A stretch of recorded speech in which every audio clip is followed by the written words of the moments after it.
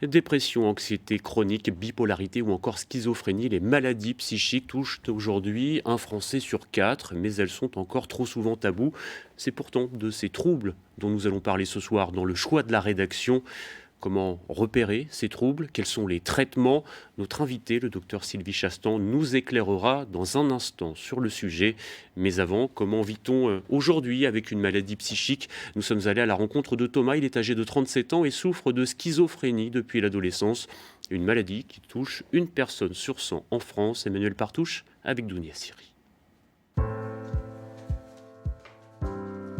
La maladie s'est immiscée dans la vie de Thomas il y a un peu plus de 20 ans. Alors collégien, il se souvient de cette voix bienveillante avec laquelle il échange. Je méditais dans les bus scolaires qui m'ont ramené chez moi. Et un jour, j'ai posé la question de savoir qui était cette voix qui me parlait, qui me répondait comme ça. Et puis elle m'a répondu, je suis Dieu. Puis je me suis dit, je ne fais pas que penser, je pense que je parle à Dieu. En fait, pour moi, c'était pas une maladie. À ce moment-là, je parlais à Dieu. Je me sentais privilégié. Cette voix interdit à Thomas d'en parler à sa famille. Il s'isole, part étudier dans un lycée loin de chez ses parents. Après une fugue, il est orienté vers un psychiatre qui diagnostique une schizophrénie. C'est une maladie, je n'ai rien fait pour l'avoir, quoi. Mais rien que le fait de savoir que c'était une maladie, déjà, ça m'a beaucoup apporté. Prendre le traitement, la voix s'est tue, et j'avais plus qu'à, réapprendre à vivre. Thomas se pense guéri. 10 ans de rémission sans voix ni médicaments. Il est chauffeur routier, passe tout son temps sur la route et en 2012, il rechute. C'est apparu à la fois tout petit à petit, je sais pas, comme une fatigue, j'arrivais plus à dormir, du stress, ce qui sont des facteurs de rechute. Puis un jour, je sais pas comment le dire, j'ai presque entendu le cerveau faire un cling, c'est maintenant que t'en chies, et la voix est venue. Ce qu'elle me disait, je m'en souviens pas vraiment, j'ai pas envie de m'en souvenir, mais j'ai très vite compris que c'était ma maladie qui recommençait. En un an, je perds à peu près tout ce que j'avais construit jusqu'à maintenant, quoi. Donc, reconstruit. Et là, il a fallu que j'apprenne à tout le monde, mes amis, ma famille, que j'étais malade et que ça recommençait. Et...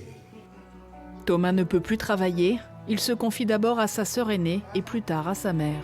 Mais pourquoi ne s'était-il pas confié à moi ?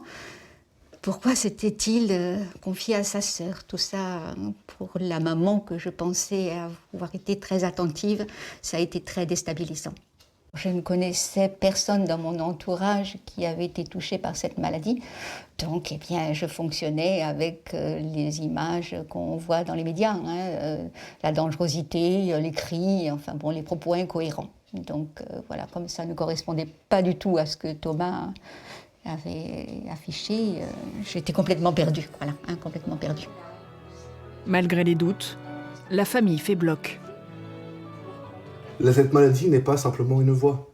C'est aussi de l'isolement social, peut-être un peu de dépression, des pensées négatives, tout ça. Des symptômes qu'il apprivoise grâce à des ateliers menés à l'hôpital, au-delà des seuls médicaments. Aujourd'hui, Thomas se sent mieux et espère de nouveau travailler. J'espère que peut-être qu'un jour, je pourrai me passer de traitement et recommencer une vie sans tout ça.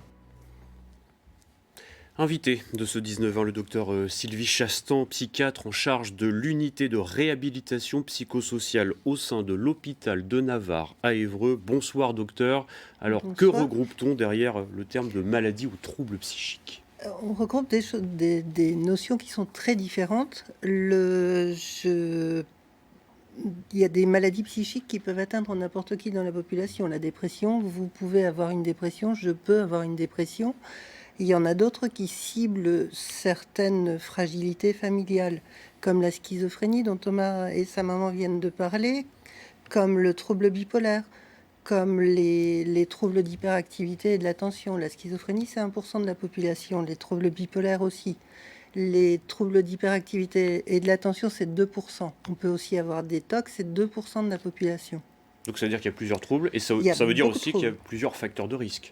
Absolument. Alors, si on prend la schizophrénie, qui est celle dont on parle le plus, souvent, sans que ça soit très documenté, je dois dire, et comme l'a dit la maman de Thomas tout à l'heure, la schizophrénie, les schizophrènes ne sont pas dangereux. Or, quand on les quand on les présente dans les médias, ils sont très souvent présentés comme dangereux. Il y a beaucoup de stigmatisation, justement. Absolument. On le sent, la maman de Thomas le dit. Méconnaissance aussi de ces troubles-là. Méconnaissance de ces troubles. Et la schizophrénie, ça touche donc 1% de la population. C'est essentiellement, elle est plus invalidante que d'autres maladies. La dépression, c'est 20% de la population. Enfin, 1 sur 5, c'est de 20%. Et la schizophrénie apparaît souvent à l'adolescence. Pour les facteurs, la schizophrénie, elle apparaît traditionnellement, oui, à l'adolescence, elle apparaît aux alentours de 15 ans. Entre 15 et 25 ans chez les hommes et entre 15 et 30 ans chez les femmes. Restez avec nous, docteur Chastan. On va parler dans un instant des traitements, mais avant la question du logement, elle est majeure pour les personnes souffrant de maladies psychiques, d'autant que les hôpitaux psychiatriques aujourd'hui n'ont plus forcément les moyens de loger les malades qui sont stabilisés. Au Havre, l'association Côté Court propose des logements inclusifs en dehors des structures de santé. Emmanuel Partouche et Didier Meunier ont recueilli la parole de locataires. Écoutez. 2 ans déjà que Paul a posé ses cartons dans cette maison. Voici ma chambre. Juste ici, là, on voit la mer. Dans cette chambre avec vue, il est fier de parler de sa passion pour l'aviron, lui, le champion de France en sport adapté. Là, je suis ici. Paul souffre de schizophrénie. Avant, il habitait en foyer spécialisé. Là, je suis Vivre dans un logement en milieu ordinaire est une grande étape pour lui. Ici, c'est confortable. C'est confortable, oui, je m'y plais. Qu'est-ce qui vous plaît, justement, ici? Ici, c'est l'autonomie. C'est les déplacements. C'est aussi parler avec les autres, rigoler un peu avec les autres. Comme Paul, 10 colocataires partagent cette maison. Chacun a sa chambre. Les tâches du quotidien se font ensemble. Ce matin-là, au menu, des pastels, des beignets de viande sénégalais. Là, je fais revenir le poulet. 7 heures par jour, sauf les week-ends. 3 auxiliaires socio-éducatives les aident pour les courses, les repas, pour apprendre l'indépendance. Des vrais cuistots. Un accompagnement au-delà de l'aide matérielle. Les troubles psychiques font qu'on s'enferme souvent. Certains étaient, avant ils vivaient seuls, ils s'enfermaient dans leur chambre.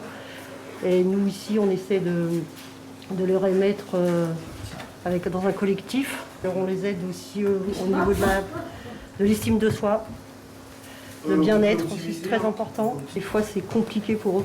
Les grosses crises d'angoisse, c'est très difficile à gérer. Et on est beaucoup dans l'écoute, dans l'accompagnement. En fait, on a chacun notre pathologie et on fait avec. Mais par exemple, quand quelqu'un va pas bien, on le console, on lui parle, on lui donne des conseils pour qu'il aille mieux. Et puis, c'est de l'entraide alors. Seule obligation pour Maïlis, Paul et les autres, suivre un parcours de soins pour stabiliser leur maladie. Libres de leur sortie, les locataires le sont aussi du temps qu'ils passeront ici. Certains rêvent d'un appartement seul, d'autres ne se voient pas quitter ce cocon. De retour avec le docteur Sylvie Chastan, psychiatre. Alors, quels sont les traitements pour soigner les troubles psychiques? Alors, vous voyez d'emblée là, on parle essentiellement de patients qui sont psychotiques. Et la psychose, il n'y a pas une psychose, il n'y a pas une schizophrénie, il y a des psychoses ou des schizophrénies. C'est-à-dire qu'il y a des patients qui ont d'emblée des troubles cognitifs assez marqués et qui ont besoin de collectifs, qui ont besoin qu'on les aide dans les actes de la vie quotidienne. Et dans l'unité de réhabilitation psychosociale de Navarre, c'est aussi un centre de repérage précoce. Les équipes, en particulier anglo-saxonnes, qui travaillent en repérage précoce, ont montré qu'on pouvait éviter 30% de transition vers la psychose en faisant de la réhabilitation. C'est-à-dire qu'il y a une autre voie qui existe par Absolument. rapport aux médicaments. Alors, on fait réhabilitation et médicaments, bien sûr. Mais grâce à la réhabilitation, les patients dont on s'occupe ont souvent des troubles cognitifs à minima. Et notre travail, à travers du réentraînement ou de l'entraînement du cerveau, sur la concentration, sur la mémorisation, sur la planification, on empêche les troubles de s'installer ou on diminue les troubles. On a des patients, je vous donnerai l'exemple de patients qui sont... Je vous ai dit tout à l'heure que ça commençait à 15 ans, donc c'est la période où on est au lycée. Ça veut dire que quand on est rattrapé par la schizophrénie à ce moment-là, on peut faire des bouffées délirantes, on peut être hospitalisé. On a besoin de médicaments, mais en réentraînant le cerveau, ils peuvent de nouveau se concentrer, ils peuvent de nouveau mémoriser, ils peuvent de nouveau s'organiser de façon à pouvoir accéder à une formation et à un travail. Ils ont aussi, Thomas l'a dit aussi, il y a un problème d'isolement social parce qu'ils savent pas, ils ont tendance à ne pas aller avec les autres, et c'est dramatique parce que ça renforce les symptômes. Et ça, on peut travailler avec eux là-dessus aussi. Merci, docteur Sylvie Chastan, d'avoir répondu ce soir à notre question et donc à cette thématique sur les troubles psychiques. Quelques mots de